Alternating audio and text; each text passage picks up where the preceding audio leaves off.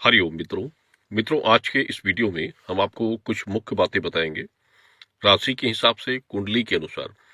और देखिए, कई लोगों का प्रश्न होता है, जैसे राशि के हिसाब से योग की बात करते हैं कि पति की राशि के हिसाब से सही है या फिर पत्नी की। तो यहाँ हम आपको देखिए कुछ उदाहरण बता रहे हैं। और एक कुंडली आप जैसे ये देख रहे हैं, ये पति की कुंडली है और एक पत्नी की कुंडली है। इन दोनों का उदाहरण हम आपको बताएंगे। देखिए, पति की कुंडली से मुख्य रूप से योग देखा जाता है, यानी संतान का योग आपके लिए किस संतान का क्या योग है, वो पति की कुंडली से देखा जाता है।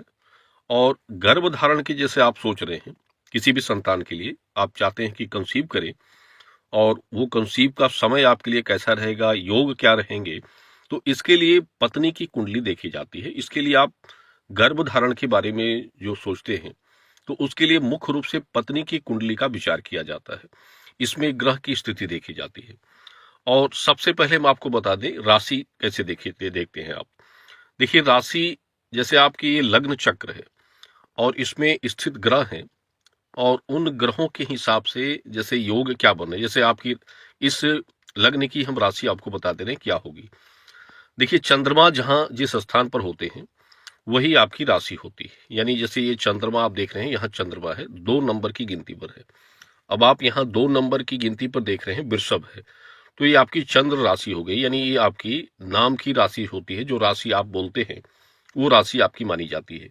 इसके बाद आप देखें लग्न की, लग्न राशि, ये 7 नंबर की गिनती जहां आपकी है, तो ये 7 नंबर आप यहाँ देख रहे हैं, यहाँ तुला है, तो यानी ये आपकी लग्न राशि हो गई। और जो योग देखे जाते हैं, ये दोनों राशियों से देखे जाते हैं। अगर ये दोनों राशियां आपकी मिल रही हैं, जैसे आपकी जैसे 2023 में संतान योग में दोनों राशियां आपकी मैच हो रही हैं, तो समझ लें कि आपके लिए 101% योग बन रहा है। तो ये योग की बात होती है, यानी इससे आप योग देख सकते हैं। साथ में पंच भाव भी देखा जाता है, जो आपके संतान का घर है, और उस संतान के घर में ग्रह क्या है, और ये जो आप अंक देख रहे हैं, इसकी राशि और इस राशि के स्वामी ग्रह कौन से बन रहे हैं। अब एक उदाहरण जैसे ये संतान योग के लिए देख लें आपकी, तो यहाँ आपके पास कौन से संतान के योग हैं, तो ये पंच भाव से देखा जाता है। पंच भाव में आप देखें बुध है ग्रह के हिसाब से, और राशि जो आपकी है 11 नंबर की, तो राशि आपकी कुंभ है। और पहले हम ग्रह से देखेंगे तो बुध है, और बुध क्या दे रहे हैं आपको, बुध कन्या से बनते हैं, और बुध आपको पुत्र धन परिवार का सुख आपको दे रहे हैं, यानी ये सुख आपको बुध देंगे।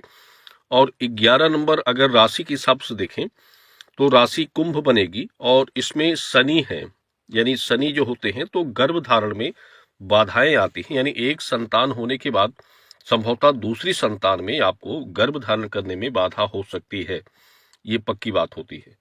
तो ये संतान योग की विषय की जानकारी होती है। साथ में गुरु देखे जाते हैं कि गुरु आपके कहाँ पर है। देखिए, ये जो आप 4 खाने देखते हैं, ये आपका केंद्र होता है। अगर गुरु यहाँ एकांत में है, यानी किसी भी बुरे ग्रह के साथ इनकी स्थिति नहीं है, और केंद्र में गुरु है, तो समझ लिया आपका गुरु अच्छा है। और जिस जातक का गुरु अच्छा होता है तो उसको दोनों संतान मिलते हैं, दोनों संतान का सुख उसके जीवन में प्राप्त होता है। जैसे पहली आपको कन्या संतान है, तो फिर पुत्र संतान भी आपको मिलता है। तो ये पति की कुंडली से योग की बात हमने की है। और इसके बाद हम आपको पत्नी की कुंडली के बारे में बताएंगे। देखिए, पत्नी की कुंडली से जो विचार किया जाता है, तो पहले हम पत्नी की कुंडली की राशि की बात कर लेते हैं। तो जैसे यहाँ चंद्रमा 6 नंबर पर है, अब 6 नंबर की गिनती यहाँ कन्या आपकी बन रही है, तो ये कन्या राशि होगी, यानी इनकी राशि कन्या है, और लग्न में 2 अंक कहें तो इनकी राशि वृषभ होगी, यानी लग्न अंक राशि वृषभ होगी। और शेष नाम की राशि चंद्र पर है, तो नाम की राशि इनकी कन्या होगी। अब यहां हम योग इनका देखेंगे कि योग इनका क्या है। देखिए, इनका पंचभाव क्या कहता है।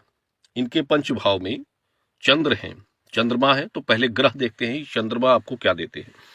चंद्र देखिए, यहां आप देख रहे हैं, चंद्र के जगह पर आप पुत्री और पुत्र विवाह का योग, यानी चंद्रमा अगर अच्छे होंगे तो उस जातक को पहली संतान कन्या मिलेगी, उसके बाद पुत्र भी हो सकता है।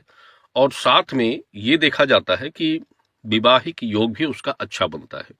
और इनके साथ गुरु भी हैं, तो गुरु अगर अच्छे हैं तो इनको क्या मिलता है कि गुरु का योग, यानी कन्या के बाद पुत्र योग गुरु प्रदान करते हैं। अब यही गुरु अगर आप मान लीजिए कि शनि के साथ हैं या राहु के साथ, जैसे यहाँ राहु है, ये गुरु आपके यहाँ होते, या फिर गुरु केंद्र से बाहर होते और किसी भी बुरे ग्रह के साथ, यानी जैसे राहु केतु के साथ बैठे होंगे, तो दिक्कत होती है कि एक पुत्री संतान के बाद दूसरी संतान के लिए आपको परेशानियां हो सकती हैं कि आप दूसरे संतान का योग आपके जीवन में प्राप्त ना हो। तो ये दशा की बात होती है। और छठवें नंबर अंक की बात की जाए तो अंक में भी छठवां नंबर इनका कन्या है, तो इसके साथ ही इनको जैसे पुत्र योग, धन, परिवार का योग, सुख सभी इनको मिल रहा है छठवें नंबर की गिनती के अनुसार। तो ये मतलब वो लग्न के हिसाब से बातें की जाती है। देखिए, साथ में गुरु की जो एक विष्णुंतरी दशा होती है, योगिनी दशा जिसे कहा जाता है, वो भी देखा जाता है कि आपकी इस जैसे ये पंच भाव का 6 अंक जो है, जो आपको बुध का स्वामी ग्रह बन रहा है, तो जैसे बुध के स्वामी ग्रह आपको किस कौन सी महादशा उनकी कब किस वर्ष में चल रही है, किस महीने में चल रही है, तो इन अंकों को और इसकी जो अंक होती है, जैसे जितने भी ग्रह और उसके स्वामी होते हैं, सभी का एक निर्धारित वर्ष होता है। तो उस वर्ष के हिसाब से उनका गणित निकालना पड़ता है कि आपके लिए महीना वर्ष कौन सा अच्छा बन रहा है गर्भ धारण के लिए अगली संतान में। और देखिए, किसी भी संतान योग, धन, नौकरी, विवाह योग या अन्य ग्रहों की राशि जो होती है वो उसके स्वामी ग्रह के अनुसार ही देखी जाती है। तो ये तो हमने आपको लग्न चक्र के विषय में बताया है। और जैसे बुरे ग्रह का योग अगर नहीं है, अब यहाँ देखिए पंच भाव जो होता है, इसमें भी अगर कोई बुरे ग्रह स्थित होते हैं तो गर्भ धारण में समस्या